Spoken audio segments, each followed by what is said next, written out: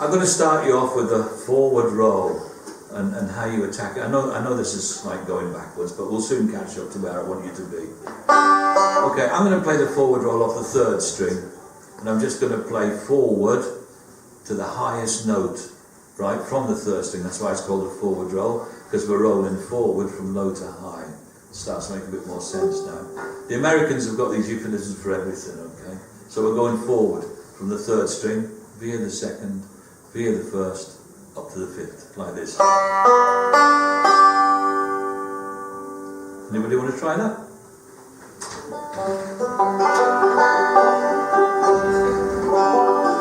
Good. And should we just try it like that? Just try it like this. Okay. Good. So every note is accurate, yes? Every note is of the same length, and every space between every note is the same as the note. So instead of, you hear that? Or they've got to be, because if we look at those notes, 1, 2, 3, 4, they are the notes, and look what's between them, spaces. And those spaces in musical parlance are called and. 1 and 2 and 3 and 4. Making the whole thing the correct length.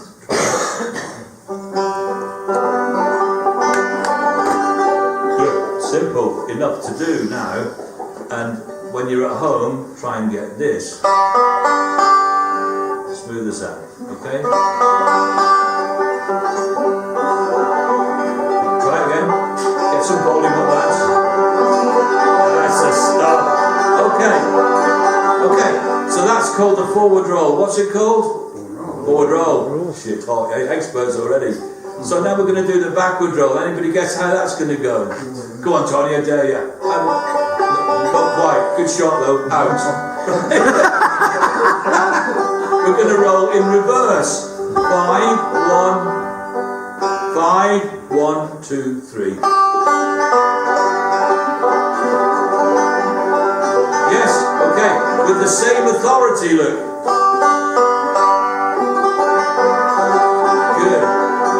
And that's the backward roll. Now the essence of that is simple enough. If you make it accurate, the tune will sound good. That's the problem that a lot of us don't understand. We sit at home playing messily, and we carry on playing messily, thinking, what's wrong here? There's got to be this hand. It's this. Okay? So when you're playing accurate, it's giving you a chance, once you've learned this with muscle memory, for the brain to do it automatically, so you can concentrate on this. Because you can talk over it when you know what you're doing. Once you've done it for long enough, it'll just do it. See? Called muscle memory. Most great musicians are good at muscle memory. That's why they can play concertos without having music in front of them. Could I ask what might be a simple question? With the 2 fingers you've got and the order of sort of the strings you go on, is there like a preference of, because you're going to use one finger, I guess, on yes, okay. Is there like a... Yes, there is. Yeah. For the sake of where this gentleman's come, what's your name? Darren. What Darren's told us is very true. I should have overlooked actually. But these have a home for this gross picking that we're doing at this level. When we get on, this particular discipline goes out the window. But for now, he's right. This string, the bird finger, looks after number 1 string only at the moment. All right, guys? And this one, the index, looks after number 2 string only. And this one has all the rest to look after. That was one of the things that held me back for ages. Because my brain was thinking, well, am I racing ahead of you with the wrong string that I'll then have to unlearn later? Yeah. And it wasn't until I went with a previous workshop that he explained that, and that massively unlocked it all for me. There are things that we'll come to. So this is very true. So for the forward roll, you always use these fingers in the same position. And then the third one you're saying use the thumb. It will take care of the 3rd string, the 4th string, and the 5th string. Okay. At the moment. Yeah. Okay. Now then, when you want to play a forward roll in bluegrass banjo, it's worthless. Nobody does that. because it's not a long enough passage to be put into a bar of music with 4 beats in it. And you can't keep repeating this. It's just wordless. It needs to have something happening to it. So what we do is, very cleverly, we join the forward roll to the backward roll. Now this has a problem in as far as the forward roll finishes on the 5th string, doesn't it? And the backward roll starts on it. To get rid of that problem, we will only play the 5th string once to bridge both of them, like this. And you see how that works? 3, 2, 1, 5, 1, 2, 3. So, once again, here's the forward roll aspect. And the backward roll now becomes 1, 2, 3.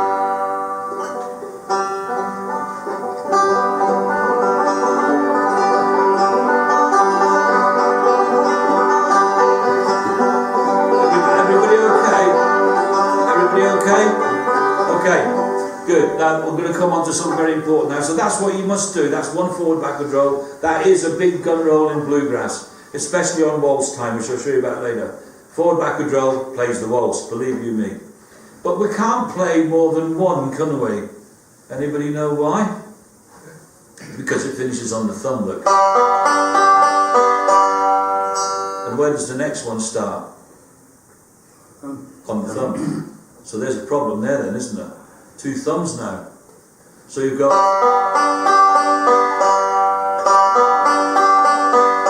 It's no good. It's not mathematically correct for 1, 2, 3, 4, anything. What we've got to do to play 2 of them together, gents, is play an index finger after each roll is completed. Watch me do it. Here's the roll. And then... See that? What's that done? Free the thumb up to start the next roll. It sounds like it won't work, but listen to it, it will.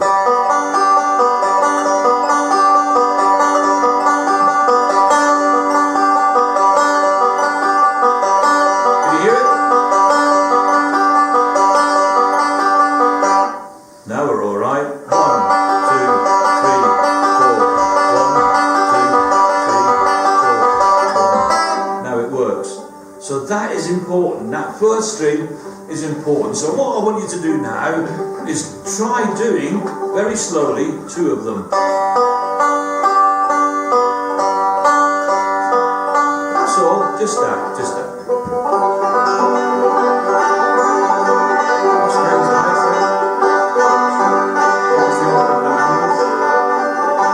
One forward, backward roll. 3, 2, 3, 2, 1, 5. 3 with the thumb. 2, 1, 5. 1, 2, 3 with the thumb. Right, that's 1 forward, backward roll, alright? Okay, gents?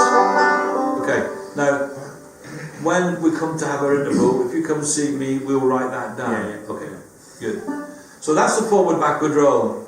Where would we play it? Cripple Creek, of course, straight in now. First passage of Cripple Creek, second bar is a C.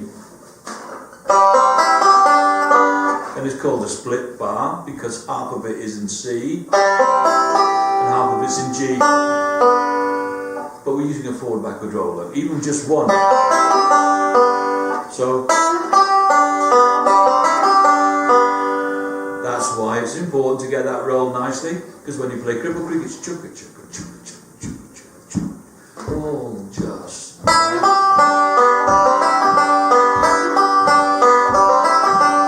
Now you see how accurate the banjo's become by getting this to be disciplined and learning to play the roll. Who's heard of the term attack on the string? When we play the forward backward roll, I want you to do just one forward backward roll, but I want you to crescendo it. Crescendo, term everybody knows. You go down Morrison's, don't you? And your mate says, "There you go, term crescendo in." We all use it. Maybe not, maybe not. It means to raise the volume and then decay it. It's called a crescendo. I'm so reliably informed. So here's a standard no attack, forward, backward roll. And here's one with attack and crescendo. See that? So it rises up and drops up. Doesn't need to be fast. You see that? It's called attack. Just try one yourselves. Really, that's it. Really get it there. Okay, there you guys. Now watch this now. Cribble Creek through to the C chord, no attack.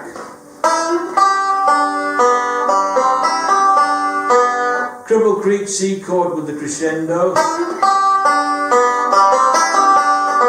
You see that? Okay, that's overemphasizing it, but listen to it when it's played properly. Hear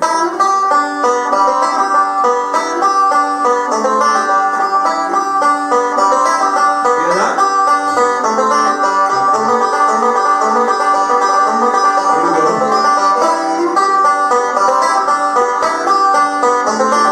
You hear that?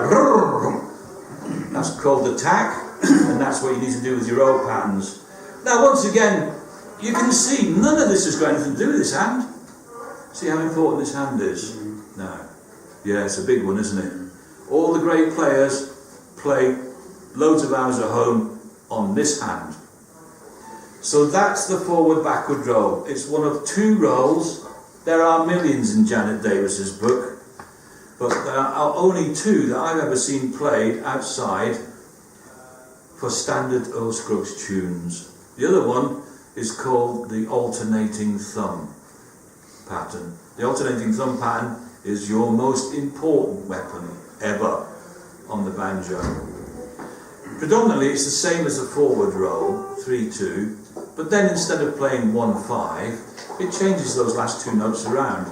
So it plays 3-2-5-1, 3-2-5-1, which means that the thumb is playing every other note. 3-2-5-1,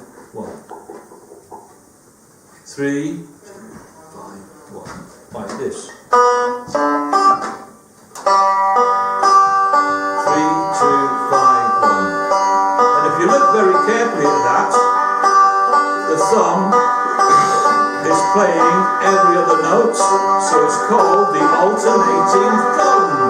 Alternating thumb. 3-2-5-1, 2-2. Good. And we'll just speed it up a little bit. Good. Okay.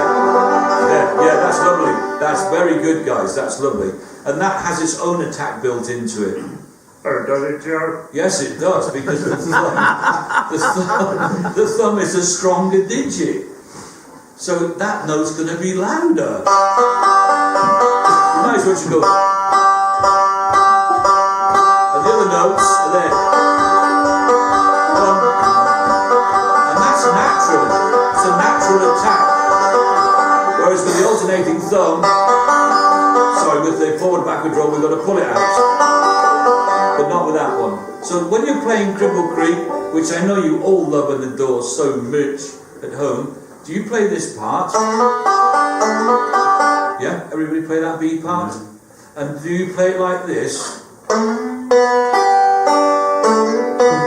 How many people started off doing that for months? Be honest, I did.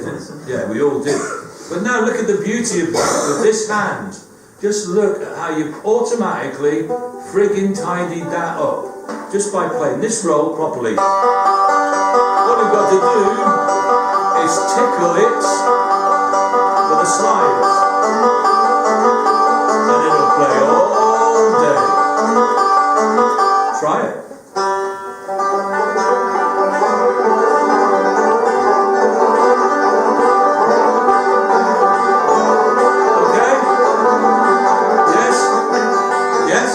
See that? You don't need to bash the hell out of it, you don't need to worry about it. In fact, most of you are not even looking at your picking hand, you're looking here, which is great, because you're disciplined in the picking hand to just get on with it. Right, this is the engine room, okay, these are the pistons. So that's simply how we put Cribble Creek together, and that's why we use it as our first tune. It has our first forward-backward roll, and it has our first look at the alternating thumb. Okay, now, there's something that you should know about this. I'm going to get Dan to play a little bit of guitar now, if you don't mind me going off a little bit. Why is Cripple Creek so important? Well, let's look at what we can get out of it, right? So there you are in your first session downstairs this afternoon, okay? And some fool and his guitar have decided that we're going to sing a song, okay, in G. It could be anything that you want it to be. So let's just pretend it's Georgia Rose, which is just a bog standard Bill Monroe number. Goes a bit like this. Come and listen to my story, a story that I know is true, about a rose bloomed down in Georgia, with hair of gold and a heart so true. And everybody's getting a break, and you're sitting there going, oh. You know, and you're trying to avoid that eye contact, aren't you? I know, I've been in them. And you think, what am I going to play? And he said, I don't know. And the first thing you do is you look at the guy who's running and you go, right? It's a, you know, you're blasé, just, no, leave me out basically. But what you're really saying is, God, don't ask me. Well, let's see what we can do with it. I'm going to try and make a break-up just by using this slide out of Cripple Creek, right? The forward rolling C, and this slide, right? That's my break. Let's see what happens. I'll sing a song first, and then I'll play one. Ready, Dan? Well, come and listen to my story, a story that I know is true, about a rose bloomed down in Georgia, with hair of gold, take one Joe, and hearts of blue.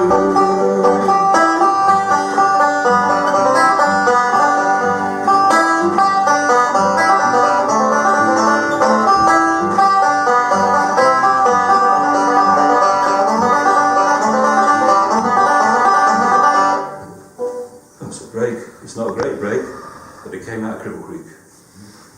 That's why you learn it. Because there's more Cripple Creek than Cripple Creek. Loads more. So from Cripple Creek, where did we go? Okay, intermediate guys, you're in now. So what did you do next? Hold your cards.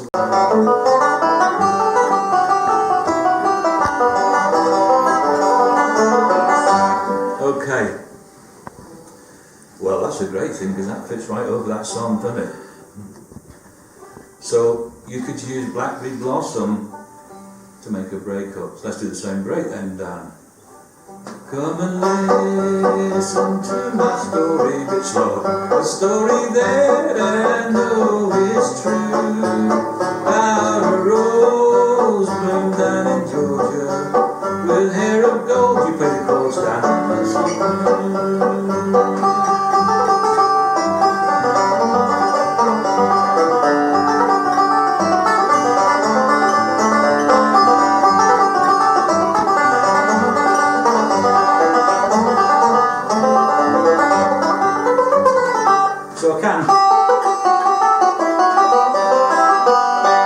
Get that lick out of there and put my first melodic lick into that particular solo or any other solo that I want to.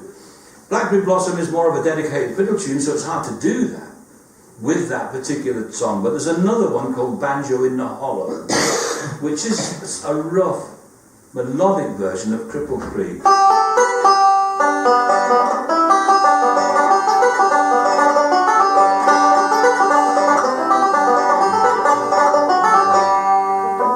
Put that into your solo because it's just a G scale.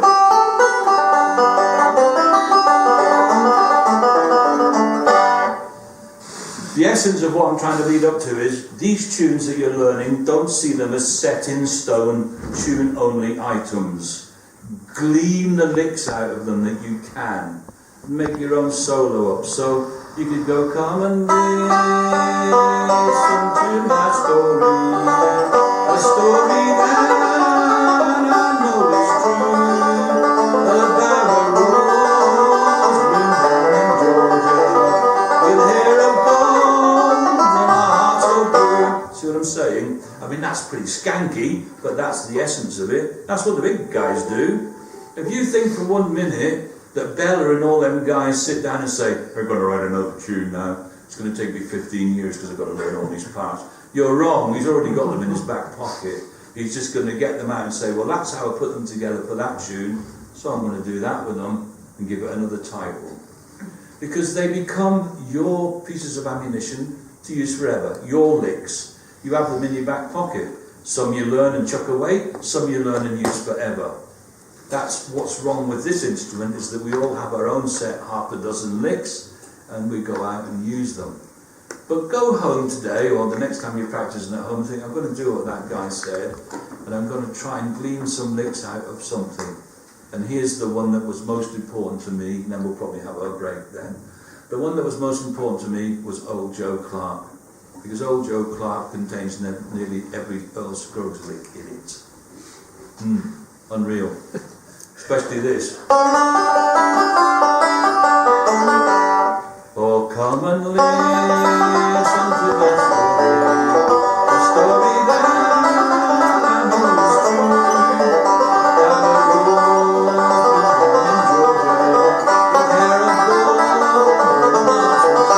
I'm using that Old Joe Clark lick to do what Earl does,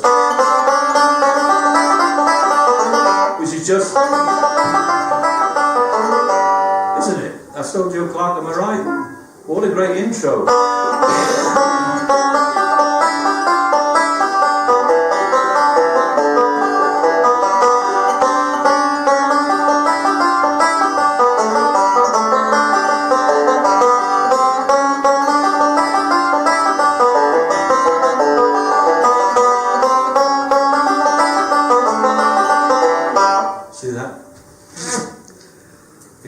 Song. So what's happening? Earl has found a lick that will work for anything, because Old Joe Clark doesn't go like that. He goes,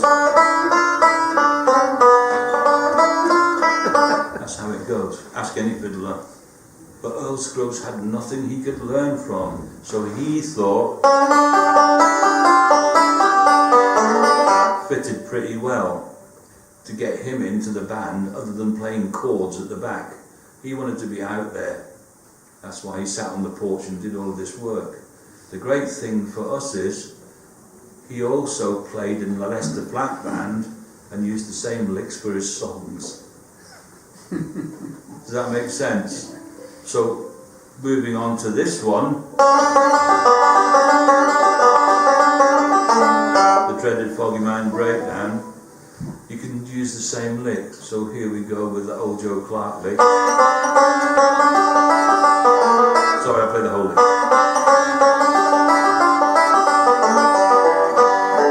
And then he'll go straight into this one. To D. So now you've got, come and listen to my story.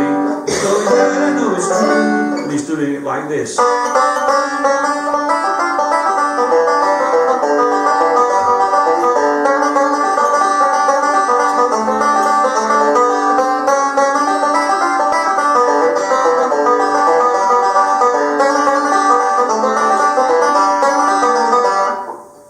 So are them two licks, the Old Joe Clark and the Breakdown? That's all it is. Are they across the G?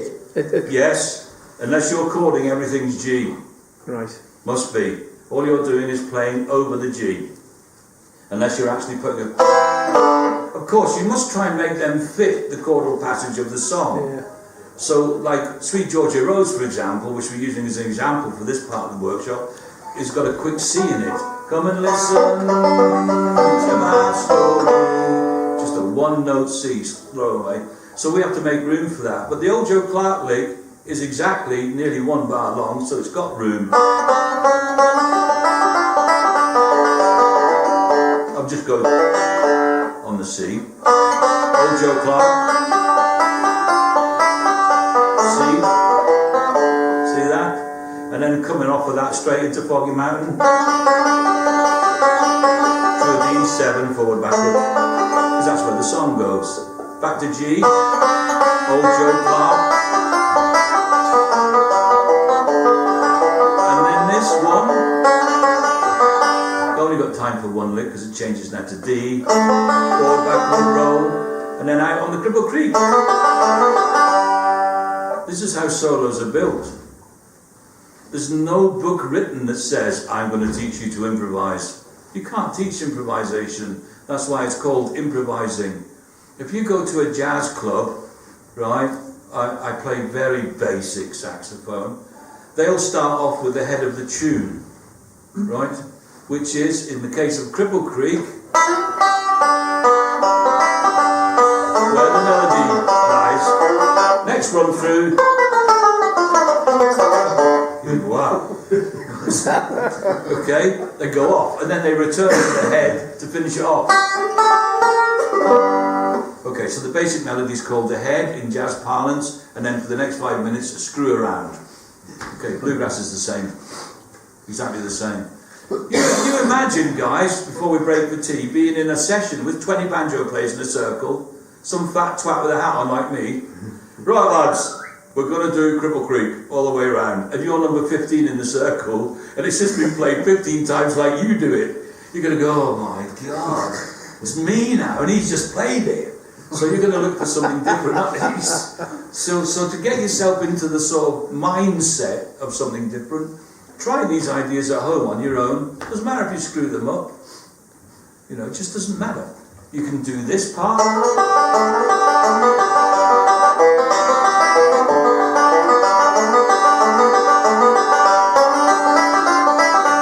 There's another thing, just to finish off. You don't have to, as Tony says, adapt these just for G runs. The banjo is tuned to G very quickly. The scale of G runs through 8 notes. Okay, that's why it's called an octave, for 8 notes. Although you'll see it has 12 frets to get from one G to the next. Long story. So 8 notes: G, A, B, C, D, E, F, G. Same as the letters of an alphabet. We go from G to G. Okay, they're all the notes we've got. Whether they're chords or whether they're independent notes. Okie dokie. So some of these licks will actually fit over other chords. So take this one. Play me a G, just keep the G going down. Alright, here we go on G. Now play me a D chord. See that? Fitted over D as well. Yeah. So you can actually use it for she's my little, this is the D, Georgia Rose. She's my little Georgia Rose. It'll fit over the D chord as well. You know why? Because 3/4 of the notes are in the G scale. 3/4 of the D notes are in a G scale. 3/4 of the C chord are in a G scale. And I'll play this part and then we'll break because I'm starting to get fractured faces. And I don't blame you. So let's look at this lick here. Just, I know I'm jumping forward a bit, and I don't mean to. It's become disjointed slightly, but the melodic G scale. I'm going to go on about this later, how to get into melodics. But here's a melodic G scale. 1 octave, okay. I'm going to get Dan to run Georgia Rose again now and play the chords. And I'm just going to show you how that theory of mine over each chord works. First of all, here it is, just normal plain G. You ready? Down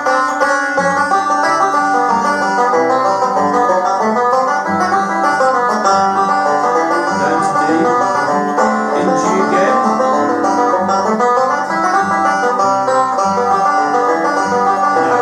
Now I'm going to use it on the C, on the D chord. Ready?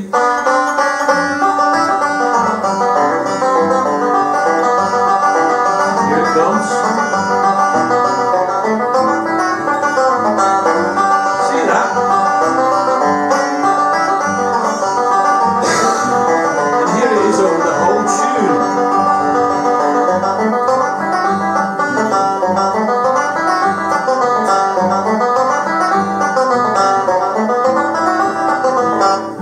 Because the notes involved in the melodic scale of G fit over a D and a C structure as well. So how important is it for us to learn the melodic G scale then? It's a good one, isn't it? What a great lick, simple to do.